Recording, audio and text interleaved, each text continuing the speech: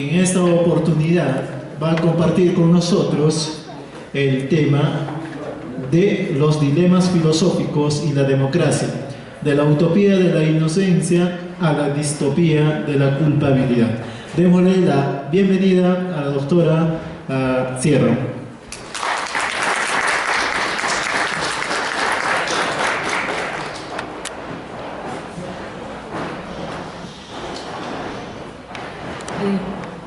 Buenas tardes, les pido excusas por el retraso. He estado tratando de solucionar, y parece que no lo he logrado, el billete de retorno que me han dado otra vez, un vuelo que está cancelado. Vamos a ver qué pasa, igual me quedo hasta el año que viene aquí. Bien, vamos a abordar un tema que sería en parte la relación entre filosofía y democracia, pero también filosofía y política. Y lo primero a señalar es que la filosofía se ha interesado por la política y por determinar cuál es el mejor sistema de relación social, de ahí que la democracia pueda ser objeto de examen filosófico.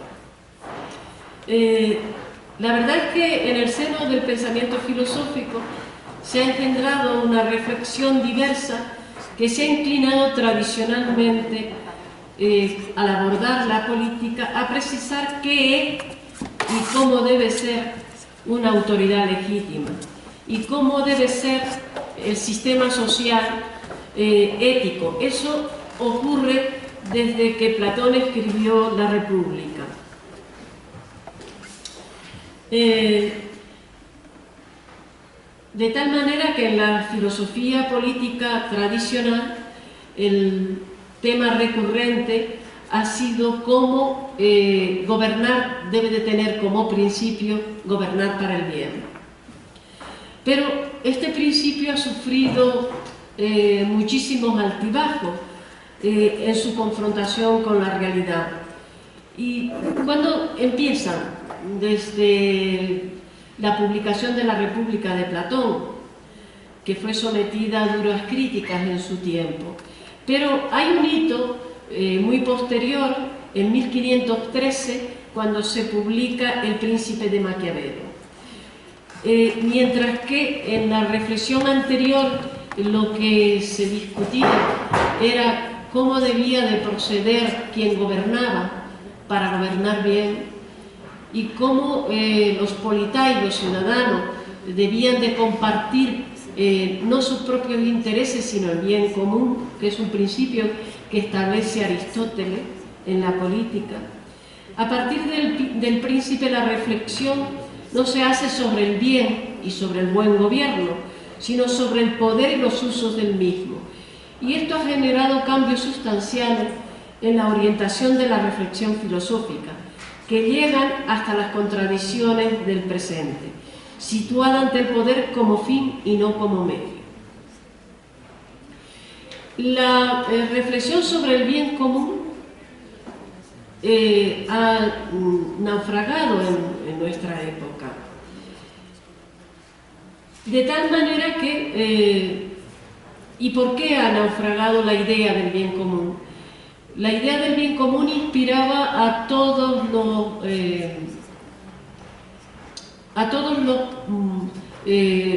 proyectos transformadores de la sociedad, tanto los socialistas, republicanos, como corporativistas y fascistas. De manera que la desconfianza ante los proyectos de transformación de la sociedad ha supuesto de paso el descrédito de los ideales del bien común, porque cada uno de esos proyectos se había amparado en la idea de bien común aristotélica. Pero sin embargo estamos en un momento de perplejidad ante la evolución de la propia democracia, y esta evolución ha provocado inquietudes.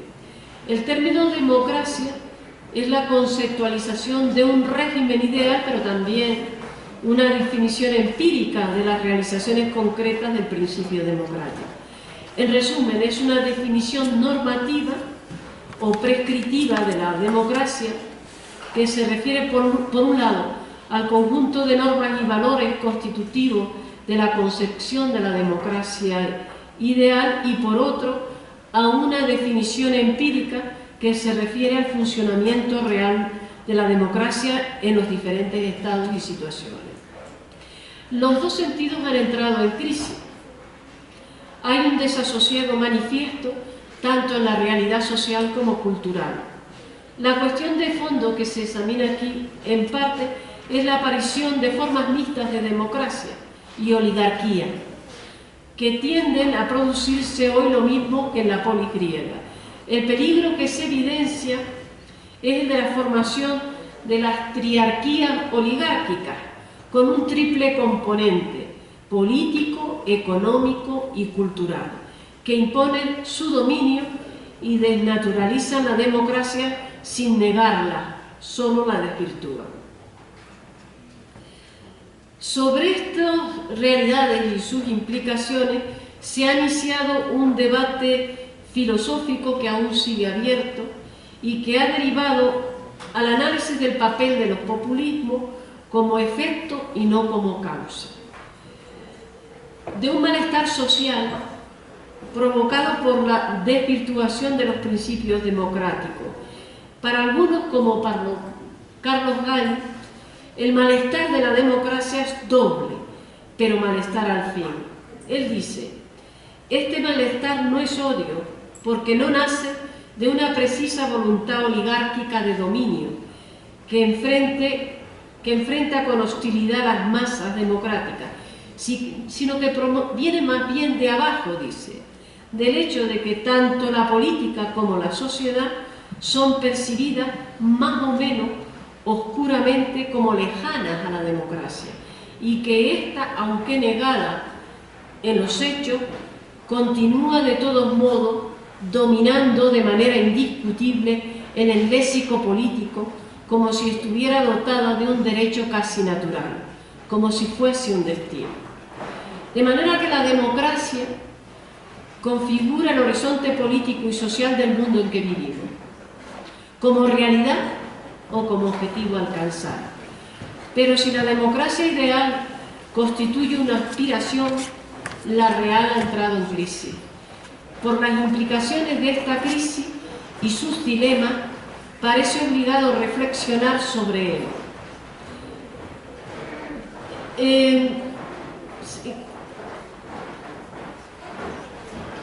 Esta crisis es omnipresente en la contemporaneidad, en los términos, una crisis que se expresa como un malestar, en los términos en los que se explicó José Luis Pardo en su libro Estudios del Malestar, del 2016, sirviéndose para ello de las palabras pronunciadas por Ortega y Gasset en el Teatro de la Comedia en Madrid en mayo de 1914, y que forman parte de su famoso discurso Vieja y Nueva Política, cuando señalaba a los asistentes refiriéndose a la situación del momento: no me habéis dado maestros, ni libros, ni ideales.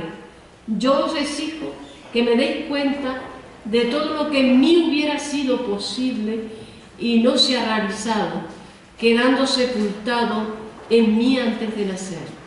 El malestar de Ortega se produce por el fracaso de la que domina vieja política al instrumentar los ideales de la modernidad, resultado de un nuevo concepto de humanidad, cuyo poder residiría en la idea de dignidad y de autonomía individual. Surge de la combinación de individualismo, desencanto técnico y pérdida de la libertad que constituye la traición del ideal moderno. Se enmarcaba pues en un discurso reivindicativo, el de Ortega, de la sociedad justa y democrática, acorde con la exigencia de emancipación e igualdad. Pero era la constatación de un fraude. Ortega, en Vieja y Nueva Política, constata un fraude. En realidad, Ortega lo que realiza es la imposibilidad del poder de ser de un ciudadano nuevo, renovado, que tendría la facultad de crear ideas y con ellas transformar el mundo. Había fracasado el sistema y había hecho fracasar al ciudadano. De ahí su malestar marcado por la imposibilidad de realización de los ideales ilustrados. No estaba contra el programa ilustrado Ortega, estaba contra el método. Ese fracaso del proyecto ilustrado ha tenido y tiene consecuencias filosóficas. Por lo tanto, la denuncia de Ortega como expresión de un malestar político y social no es un hecho solo relativo a su momento, la España de la preguerra civil, sino que va más allá de él. Tiene alcance en el presente. Uno de los problemas acuciantes de nuestra comunidad cultural lo constituye la eficacia y legitimidad del desempeño del sistema político, puesto en cuestión. Ortega pretende romper a la deslegitimación del sistema, hallar salidas, pero salidas democráticas. Su reflexión es la de un filósofo y no un publicista, pues se interroga sobre cómo debía ser un orden democrático para integrar las exigencias sociales en las relaciones y conexiones de los ciudadanos con el poder y de estos entre sí. Por ello, pretendo examinar estas cuestiones renunciando a ser exhaustiva, como el fracaso de la democracia se produce por la imposibilidad de ser del ciudadano y repercute en la filosofía y sus métodos a la hora de reflexionar sobre la idea o el naufragio del bien común y del universalismo que lo inspiró. Y si se hace referencia en este trabajo al término dilema en el título, se debe al hecho de que el malestar se ha constituido en una de las claves interpretativas del tiempo presente, que en muchos sentidos parece encerrado en una contradicción. El término sirve para indicar una situación en la que hay que elegir, pero no solo comporta el significado de elección, sino también de desconcierto, de parálisis. Así que el dilema es un conflicto o problema con varias soluciones posibles. Se trata de una disyuntiva. Y en esta es en la que se encuentra hoy la democracia. El bien común no ha desaparecido del discurso político, pero se ha transformado en un mero recurso retórico. ¿Por qué sucede esto? El objetivo del bien común como expresión de la dignidad y la justicia colectiva ha naufragado en la anomia ideológica y hoy la gobernabilidad se ha convertido en el topo privilegiado de todas las reflexiones. Por ello, tener en cuenta la relación de la filosofía con la democracia resulta inexcusable a la hora de valorar ciertas disyuntivas relacionadas con la libertad y la autonomía individual y las prácticas políticas de esta derivada. Por otro lado, está autorizada la filosofía para tratar los problemas de la democracia. Lo cierto es que la filosofía ha influido en el pensamiento político, pero incluso en la acción real. Obras de Platón, Aristóteles, Hume, Montesquieu, Hegel y el propio Kant, por mencionar algunos, son de indudable influencia en la realidad política de su tiempo. Como es innegable la influencia de esta en los contextos sociales y políticos aún en el presente. Uno de los problemas tratados de manera recurrente han sido los métodos de gobierno y dónde han conducido. De hecho, para Foucault, la problemática del gobierno comenzó a pensarse a partir del siglo XVI, en el cual el problema a resolver era cómo ser gobernados por quién, hasta qué punto, con qué fin y con qué método. La emergencia de nuevos movimientos sociales y el agotamiento de ciertas formas de estabilización política han constituido una cuestión de reflexión filosófica, pues se debe de prestar atención para su solución a cuestiones que son al mismo tiempo históricas y conceptuales. Atañen así al conocimiento.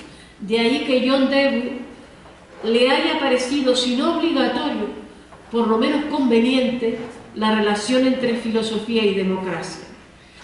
En la reflexión sobre la contemporaneidad, ¿cómo lo justifica? Por la naturaleza del conocimiento. Él dice, la filosofía es una forma distintiva de conocimiento.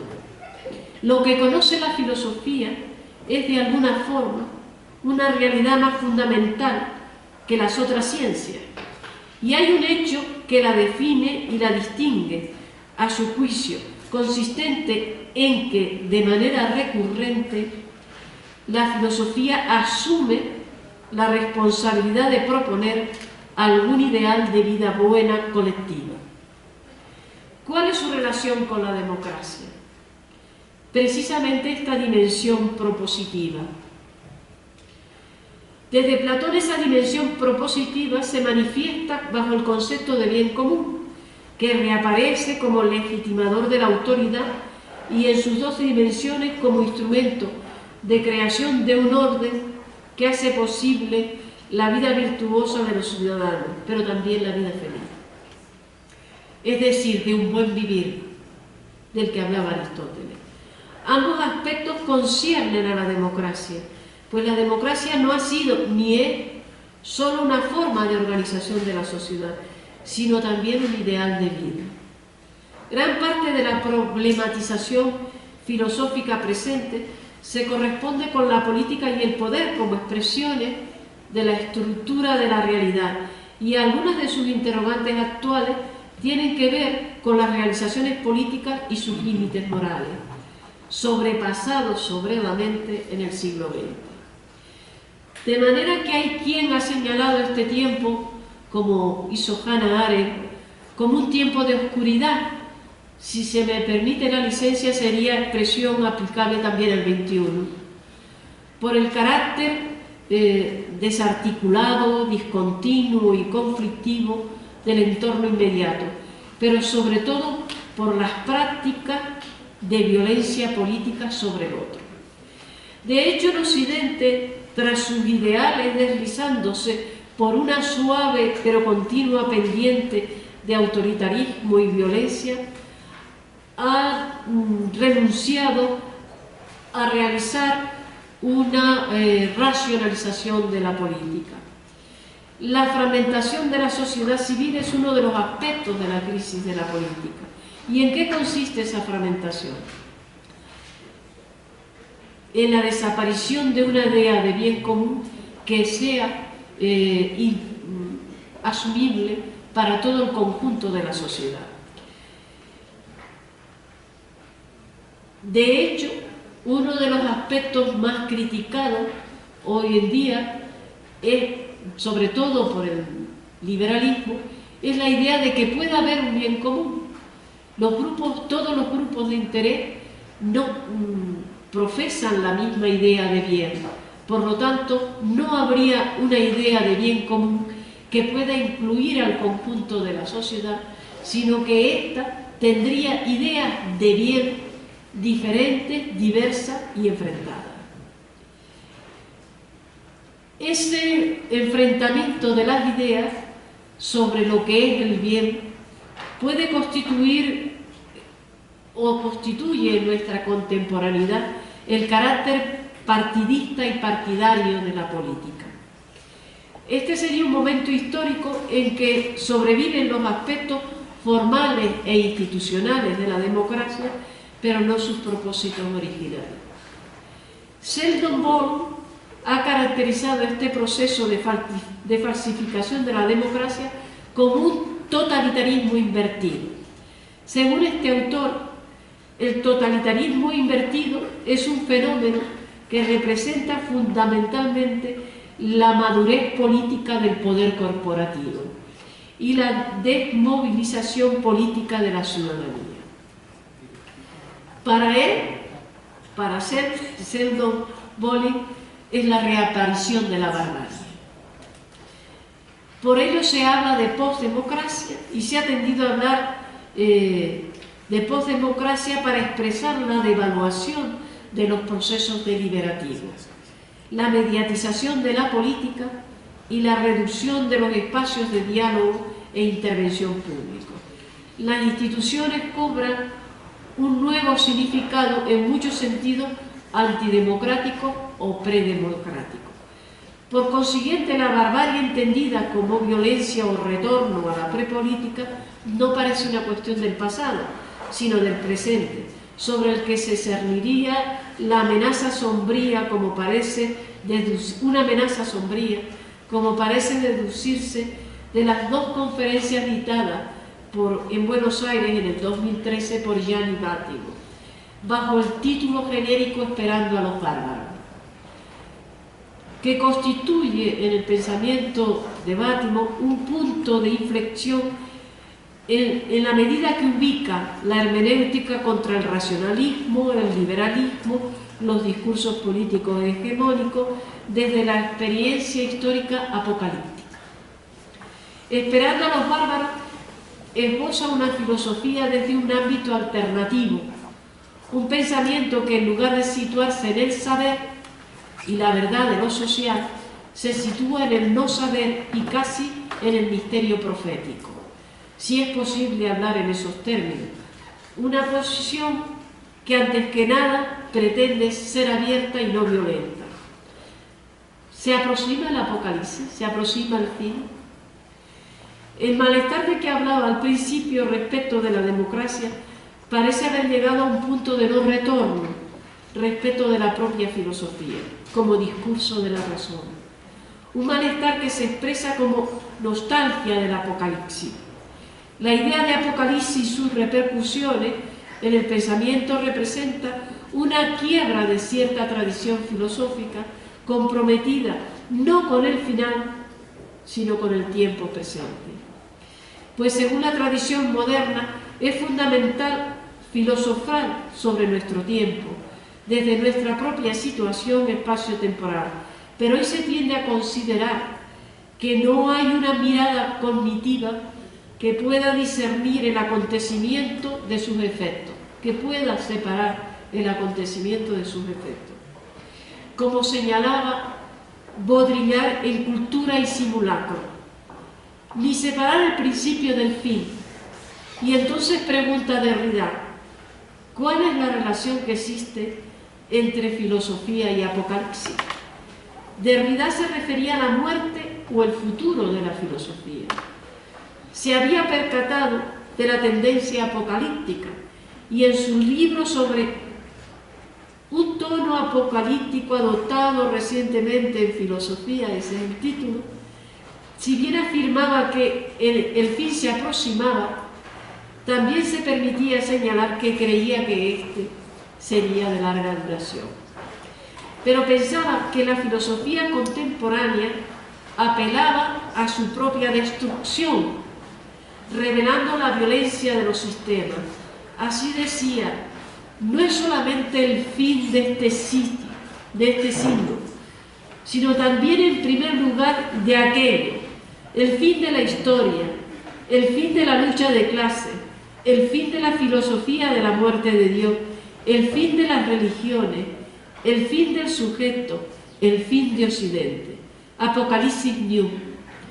Y cualquier otro vendrá a refinar aún más, a anunciar lo mejor de lo mejor, o sea, el fin del fin, el fin del final.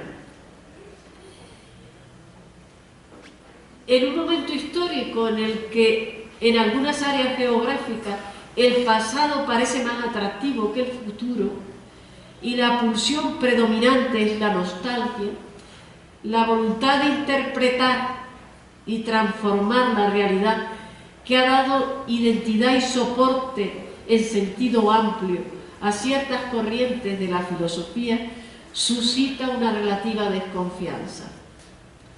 Por otro lado, el sentimiento de apocalipsis se ha convertido en una atmósfera en la que está inmersa la sociedad contemporánea, como demuestra el propio arte, en particular el cine, que reinventa constantemente el fin del mundo en múltiples escenarios.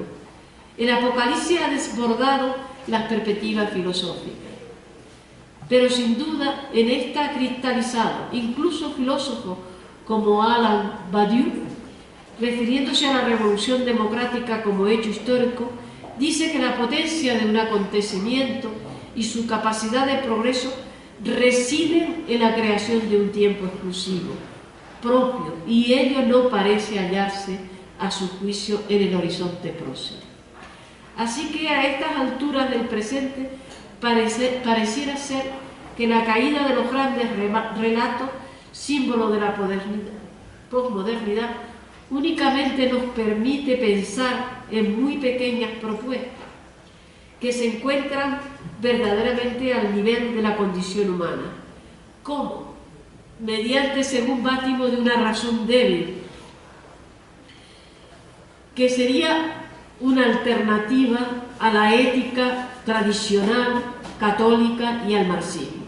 Él describe esa razón débil como una racionalidad emancipadora a través de la desorganización de las democracias tardoindustriales.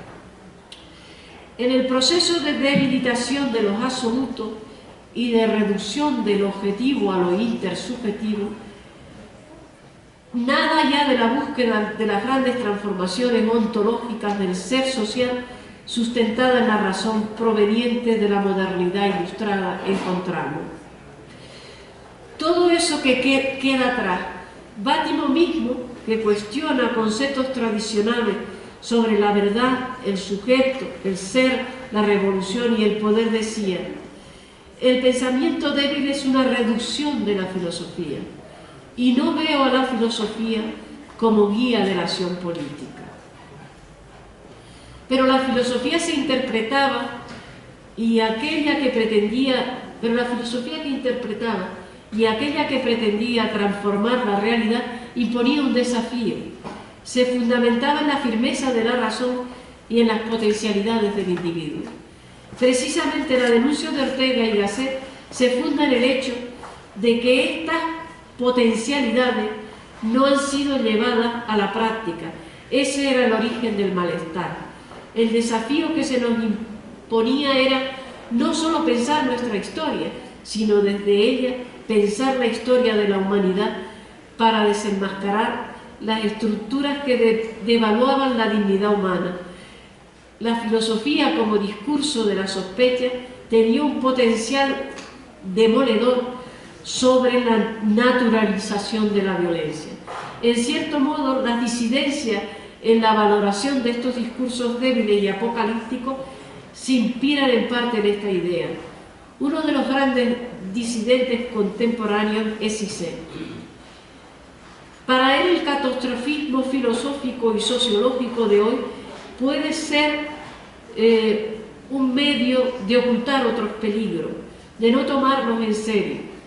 Así no solo se trataría de pensar, según Cissé, de nuestra cultura, sino pensar los riesgos que la cultura en general y la nuestra en particular corre ante el empuje de una tecnología que lleva implícita para Cissé el problema de la poshumanidad, pero también de la posdemocracia, incluso de la pospolítica, como si esta última fuese un fenómeno retrocausal que es presentado bajo la pulsión apocalíptica o la esperanza utópica. Si bien la esperanza utópica está representada más por tecnólogos que presentan un mundo de mejora sin cesar que por los filósofos, llama la atención el silencio clamoroso de los filósofos. Podemos hablar de las encrucijadas y sus derivaciones.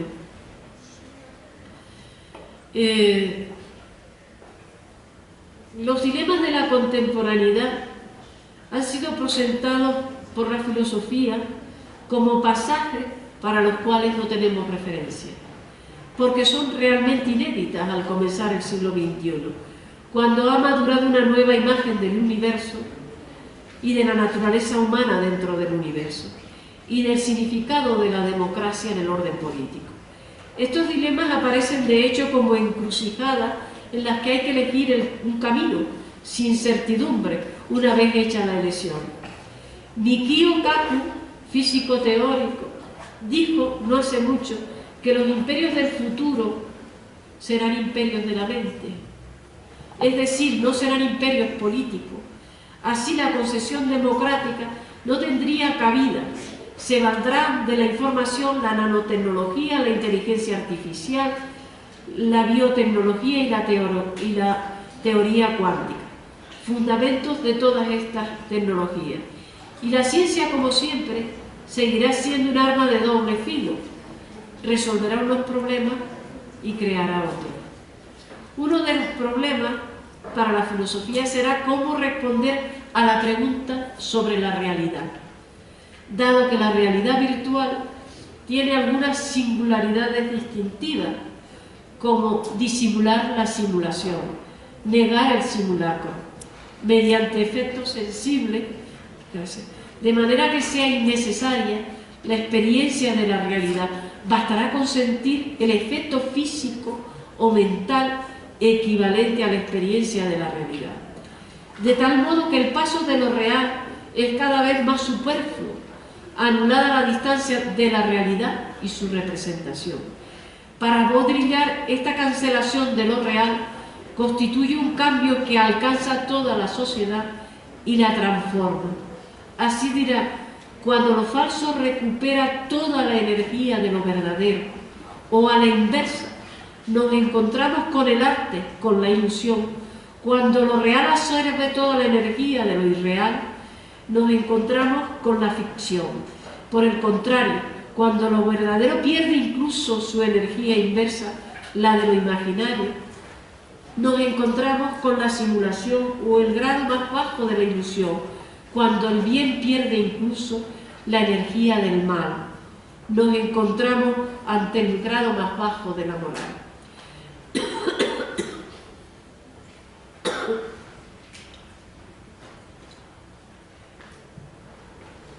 La reflexión de Baudrillard lleva a pensar que la pregunta sobre la realidad tiene niveles diferentes y no convergentes.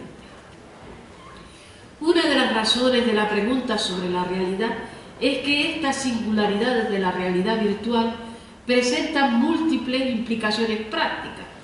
Desde que Platón demostrara que la realidad no se nos presenta tal como la vemos a través de nuestros sentidos. ¿Por qué este hecho es un problema filosófico y político? Desde luego porque una teoría puede englobar un número infinito de hechos de difícil asimilación, como sucede con la teoría cuántica, pero también porque la filosofía ha sido siempre una forma de entender y en algunos casos de tratar de transformar la realidad a partir de la propia experiencia real, del propio mundo y del propio tiempo. Pero estos escenarios de identificación de lo real con lo virtual, en estos escenarios el discurso emancipador queda abolido. La emancipación también. La filosofía que se forma como conjunción de teoría y praxis también queda abolida. Porque la historia ha perdido sentido, porque en primer lugar la historia ha sido fruto parcial de grupos que ejercieron el poder hegemónico en la modernidad, pero también el poder de transformación. Y en segundo lugar, como consecuencia de lo anterior, se llega al fin de la idea de progreso, precisamente al no existir o ser devaluada la perspectiva unitaria de la historia. La idea de progreso abriga una finalidad. La humanidad va hacia lo mejor, la sociedad va hacia lo mejor, pero esa perspectiva histórica queda anulada. ¿En qué afecta a la filosofía la abolición del discurso emancipador? El concepto de emancipación es precisamente uno de los conceptos fundacionales del pensamiento político moderno, la clave maestra de su andamiaje. Más aún está estrechamente vinculado al modo en que la Europa moderna se autocomprendió teóricamente y se autoafirmó políticamente frente a la tradición cristiana medieval y frente a otros pueblos no europeos. El propio concepto de modernidad con el que se nombra un tiempo nuevo, una nueva época, aparece como explicación de la historia humana. inicialmente entendida en el siglo XV y XVI como renacimiento, como retorno. La idea de emancipación va asociada a la idea de revolución. La revolución se explicita en el siglo XIX y XX como un ir hacia adelante, que debería de superar y trascender la historia del pasado. Y está esta idea inseparablemente unida al concepto de emancipación, hasta el punto de que ambos fueron concebidos a partir de los siglos XVII y XVIII por las élites políticas e intelectuales de Europa Occidental y de sus colonias ultramarinas, como si fueran dos conceptos equivalentes, revolución y emancipación. Sería indiscutible que esto fuera. Basta recordar para comprender el carácter de la emancipación como clave maestra del pensamiento filosófico ilustrado, el comienzo del artículo de Immanuel Kant, respuesta a la pregunta ¿qué es la ilustración? Ilustración, dice, es la posibilidad de servirse del propio entendimiento sin la guía de otro. El valor para servirse de la propia inteligencia sin la guía de otro.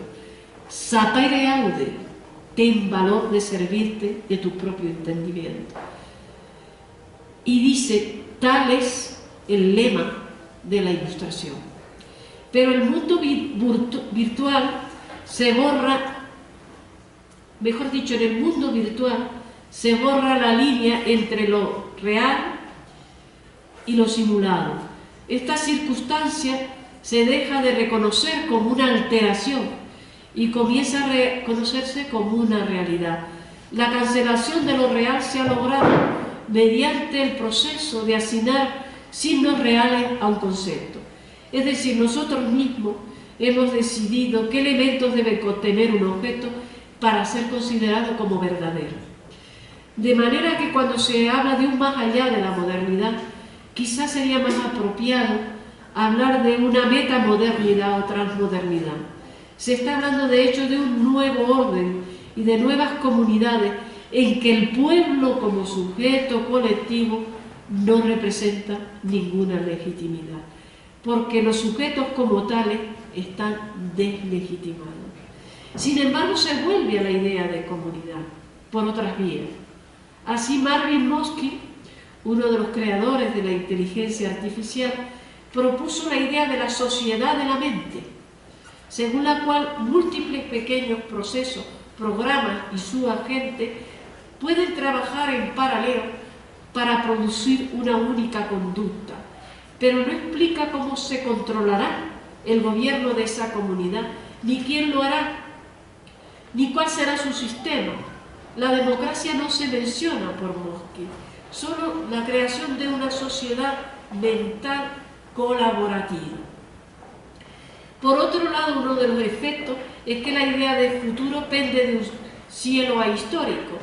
Así todo lo moderno presuntamente es ya arcaico, aunque según Jean Baudrillard, toda nuestra cultura lineal y acumulativa se derrumbaría si no fuéramos capaces de conservar la mercancía del pasado y sacarla a luz.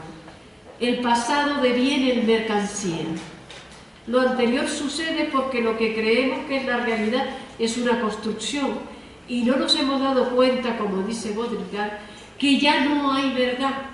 O dicho de otro modo, la realidad ya no existe porque ya nos encontramos en un mundo y en una cultura en la que nosotros mismos hemos definido lo que consideramos como real, pero basándonos en representaciones. Un mundo en el que la humanidad no solo está siendo representada, sino también fabricada. Como señala David Deutsch, toda representación en realidad virtual fabrica físicamente el entorno representado. El interior de cualquier generador de la realidad virtual en el acto de representar es precisamente un entorno físico y real, fabricado para tener las propiedades especificadas en el programa. Somos los usuarios quienes escogemos en ocasiones interpretamos como un entorno distinto, lo que resulta que provoca las mismas sensaciones. Así que quisiera, puesto que el tiempo se me echa ahí encima y creo que no puedo hablar, sino solamente mencionar dos cosas. Para Darwin, para que la filosofía pudiera aportar a la democracia, tenía que salir de su circularidad, de la repetición de sus temáticas. Por lo tanto, tendría que acabar por incorporar el método de la ciencia, que no es circular sino acumulativo. Pero Baudrillard señala que estamos incluso en un momento en que la salida de esa circularidad puede que no cambie la situación. Él se refiere a un hecho, que es que la civilización occidental se ha agotado sin capacidad de proyección de futuro y naufragado sus propias contradicciones. Una civilización para la que no habría mejor futuro que el presente, y dice: todo lo que se dirimió y destruyó heroicamente en Europa bajo el signo de la revolución y el terror se realizó al otro lado del Atlántico de manera simple y empírica. La utopía de la riqueza, del derecho, de la libertad, del contrato social y de la representación. Asimismo, todo lo que soñamos bajo el signo radical de la anticultura, la subversión del sentido, la destrucción de la razón y el final de la representación, toda esa antiutopía que se desencadenó en Europa y que provocó tantas convulsiones teóricas y políticas, estéticas y sociales, no se llegó a realizar nunca. Todo esto se ha realizado aquí, dice, en América, de manera simple y radical. Se realizó la utopía y se realiza la antiutopía. La de la sinrazón, la de la desterritorialización, la indeterminación del sujeto y el lenguaje, la neutralización de los valores y la muerte de la cultura. Pero añade, no puede haber dentro de la misma civilización viviendo la utopía como parte de la antiutopía. Como reflexión final, yo quería decirle que en las encrucijadas actuales de la filosofía habría que plantearse algunos interrogantes. ¿Cómo pensar en la historia presente? ¿Cómo pensar la subjetividad? ¿Cómo pensar la sociedad? ¿Como un sistema abierto o cerrado? La identidad, ser o devenir, recuperación del pasado o pulsión del futuro. ¿Cómo relacionar el yo y la alteridad? ¿Cómo pensar la perdurabilidad del pasado en el presente? ¿La democracia es un destino o sigue siendo una posibilidad? Hacerte estas preguntas es un paso ineludible para quien aspire a reformular los problemas que requieren hoy, sin ser dilucidados tanto de la filosofía como de la democracia. Así que, al situarnos ante las encrucijadas, podríamos considerar que la democracia se halla en un proceso de trivialización, de separación, de ruptura del principio de separación de poderes y de una crisis de la política igualitaria y de la ética política, incluso por la separación entre ética y política. De manera que la propuesta filosófica, lo que la filosofía puede aportar a la democracia es la pregunta sobre la realidad, pero también la pregunta sobre la ética y sobre todo la prescripción moral. Ese sería un cambio que tal vez en el recorrido del pensamiento filosófico siempre se ha hecho, pero que parece que estamos condenados a volver a hacernos esa misma pregunta y dar las mismas respuestas aunque Dewey diga que eso forma parte de la circularidad de la filosofía. No sé si ha quedado...